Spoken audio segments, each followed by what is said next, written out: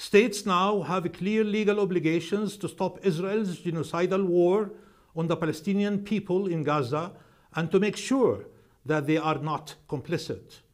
The ICJ order is an important reminder that no state is above the law. It should serve as a wake-up call for Israel and actors who enabled its entrenched impunity. Palestine reaffirms its eternal gratitude to the people and government of South Africa for taking this bold step of active solidarity and will continue to work closely with South Africa. L'Afrique du Sud a récemment porté plainte contre Israël dans une situation qu'ils ont jugée de génocidaire. On 10 November 2023, in a televised interview, he stated that when we say that Hamas should be destroyed, it also means those who celebrate, those who support, and those who hand out candy.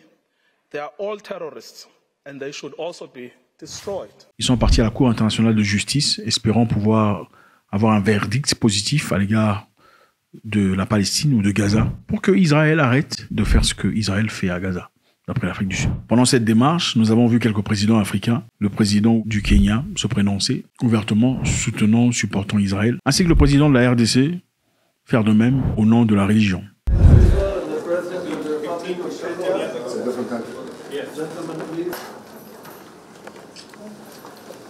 Je désire tisser avec Israël des liens forts et une alliance dans laquelle mon pays sera une bénédiction pour la nation d'Israël, selon la promesse de l'Éternel qui dit à Abraham dans Genèse 12, verset 3, « Je bénirai ceux qui te béniront ». Pendant cette démarche qu'ils ont trouvée impératif, les États-Unis s'est ouvertement exprimé, estimant que l'appel de l'Afrique du Sud était inacceptable, sans fondement, sans principe.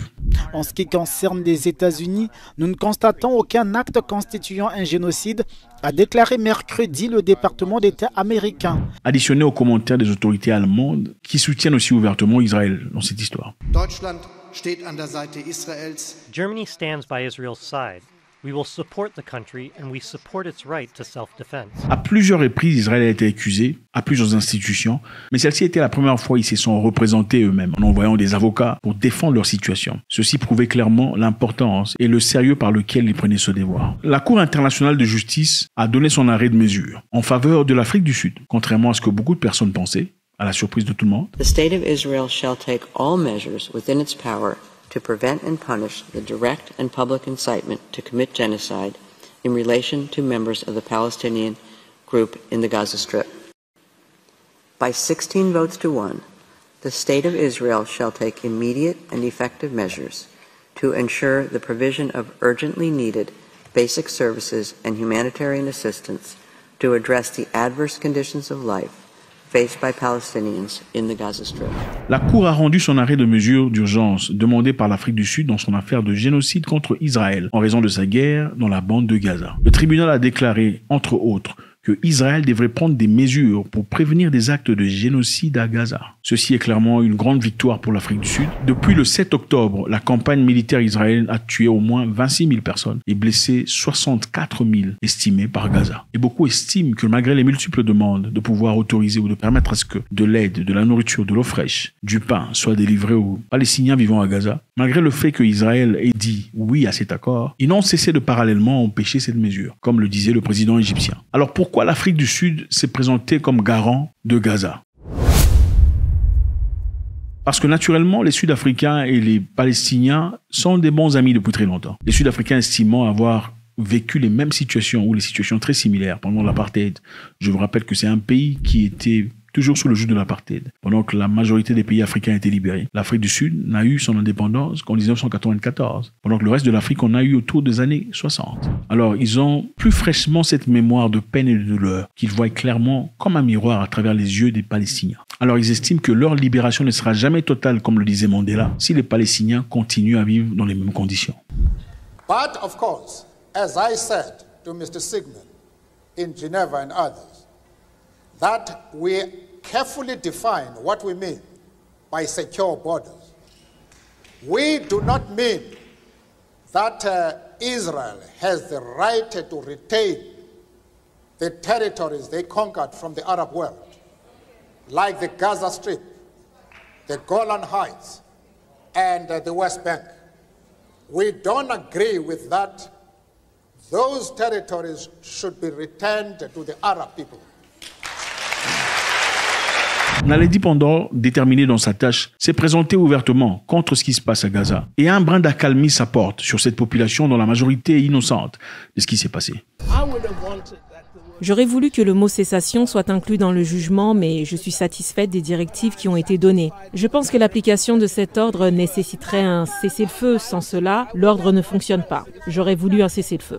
Maintenant, il y a eu quelques commentaires des hauts responsables d'Israël et de la Palestine que nous allons lire très rapidement. Riyad Malik, ministre palestinien des Affaires étrangères, a publié une déclaration en réponse de la décision de la Cour internationale de justice. Il a dit « Israël n'a pas réussi à convaincre la Cour qui ne violait pas la Convention sur le génocide. Les juges de la Cour internationale de justice ont vu clair dans la politisation et la déviation et les mensonges purs et simples d'Israël.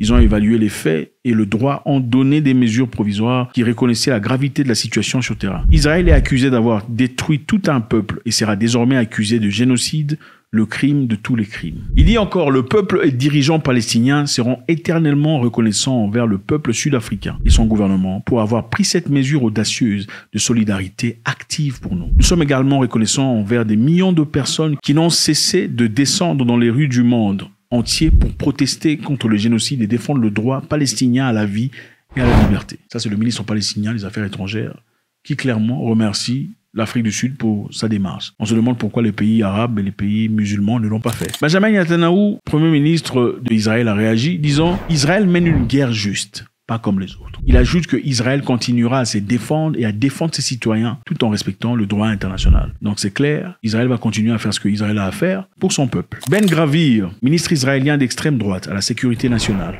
il dit la décision du tribunal antisémite de La Hague. Donc pour lui, le tribunal de La Hague est antisémite. Prouve ce qu'on savait déjà. Ce tribunal ne cherche pas la justice, mais plutôt la persécution du peuple juif. Ils sont restés silencieux pendant l'Holocauste et aujourd'hui, ils perpétuent l'hypocrisie et vont encore plus loin, dit-il. D'après le document, ce tribunal de La Hague n'a été fondé qu'en 1945, après l'Holocauste. Alors, est-ce une guerre gagnée par l'Afrique du Sud? Beaucoup estiment que c'est une grande partie gagnée. Mais il y a des parties qui ne sont absolument pas claires. C'est-à-dire, l'Afrique du Sud souhaiterait que les Nations Unies envoient des militaires, qu'il y ait le cessez-le-feu, qu'il y ait des conditions agréables, qui puissent apaiser les populations. Et qu'Israël doit comparaître à nouveau devant le tribunal avec un rapport dans 1 mois pour traiter les questions soulevées par le tribunal. Mais chose qui ne sera probablement pas faite parce qu'on dit qu'il faudrait peut-être des années pour vraiment tirer une vraie conclusion par rapport à cette histoire. Ce qui est important de voir ici, c'est que contrairement à ce que beaucoup de personnes pensaient, la détermination sud-africaine par rapport à leur objectif précis n'est pas passée inaperçue. Dans leur souhait de défendre les Palestiniens, où ils n'ont reçu aucun soutien des peuples africains, à part le Malawi, il y a de quoi démontrer qu'une combativité récente, puisque ce pays a été colonisé et maltraité jusqu'en 1994, par rapport aux autres qui ont complètement oublié leur douleur.